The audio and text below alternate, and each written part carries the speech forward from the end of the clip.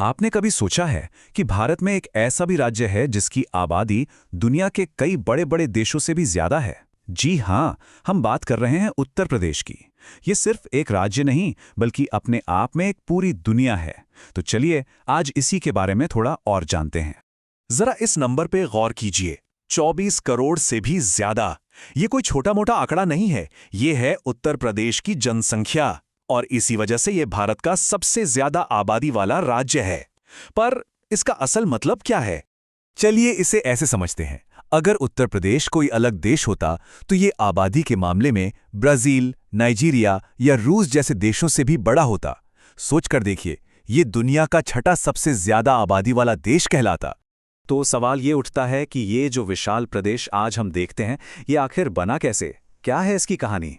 देखिए, इसकी जो आज की पहचान है वो बनी 24 जनवरी 1950 को। इसी दिन ब्रिटिश राज के संयुक्त प्रांत या यूनाइटेड प्रोविंसेस को इसका नया नाम मिला उत्तर प्रदेश। ये सिर्फ नाम नहीं बदला था, ये एक नए दौर की शुरुआत थी। तो कुछ जरूरी बातें जान लेते हैं। इसकी प्रशासनिक राजधानी है नवाबों का शहर लखनऊ, और न्यायिक राजधानी मतलब जहां राज्य का हाईकोर्ट है वो है प्रयागराज में। अच्छा, उत्तर प्रदेश को समझना हो ना, तो उसकी नदियों के बिना ये कहानी अधूरी है। ये सिर्फ पानी की धाराएं नहीं है, ये तो इस पूरे प्रदेश की जीवन रेखा है, इसकी लाइफलाइन है।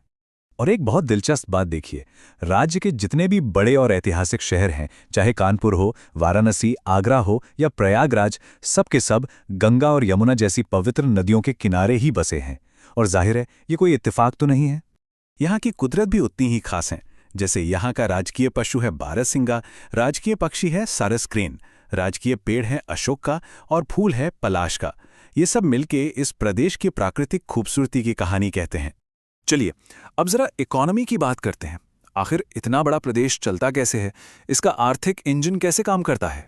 तो देखिए, इस विशाल राज्य को प्रशासनिक तौर पर 75 जिलों में बांटा गया है। जी हां, पूरे 75 जिले। और मजे की बात यह है कि हर जिले की अपनी एक अलग पहचान है, अपनी एक खासियत है। और इसी विविधता को एक बड़ी ताकत बनाने के लिए सरकार ने एक बहुत ही दिलचस्प योजना शुरू की है, एक जिला एक उत्पाद। इसका सीधा सा मतलब है कि हर जिले के एक खास प्रोडक्ट को राष्ट्रीय और अंतर्राष्ट्रीय पहचान दिलाना।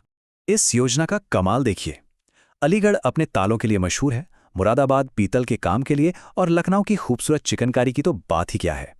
ये योजना स्थानीय कारीगरों के हुनर को एक बड़ी आर्थिक ताकत में बदल रही है।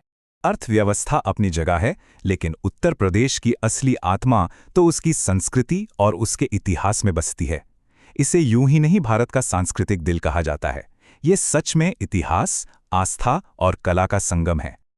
और जब इतिहास की बात हो तो सबसे पहले जहन में आता है आगरा का ताजमहल, दुनिया के 7 अजूबों में से एक यूनेस्को विश्व धरोहर स्थल जो यहीं है। लेकिन ये प्रदेश सिर्फ मुगलिया इमारतों का नहीं, बल्कि गहरी आस्था का भी केंद्र है। वाराणसी में बसा प्राचीन काशी विश्वनाथ मंदिर इसका सबसे बड़ा प्रमाण है। और आस्था की यही डोर हमें अयोध्या तक ले जाती है, जो भगवान राम की जन्मभूमि है। ये भी यहीं उत्तर प्रदेश में संस्कृति और विश्वास का एक बहुत बड़ा केंद्र है। और इसका इतिहास सिर्फ इमारतों और मंदिरों में नहीं है, बल्कि भारत की आज़ादी की लड़ाई में भी रचा बसा है। याद है 1857 का स्वतंत्रता संग्राम? उसकी पहली चिंगारी इसी प्रदेश के मेरठ शहर से भड़की थी।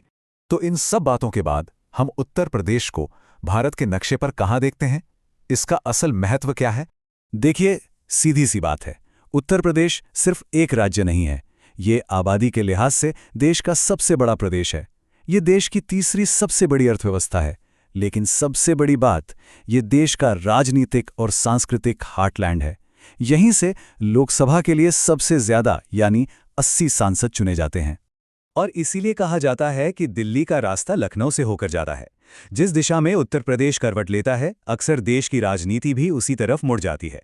इसलिए यहाँ का विकास, यहाँ की राजनीति और यहाँ के सामाजिक बदलाव, ये सिर्फ एक राज्य की कहानी नहीं, बल्कि पूरे भारत के भविष्य की एक झलक है।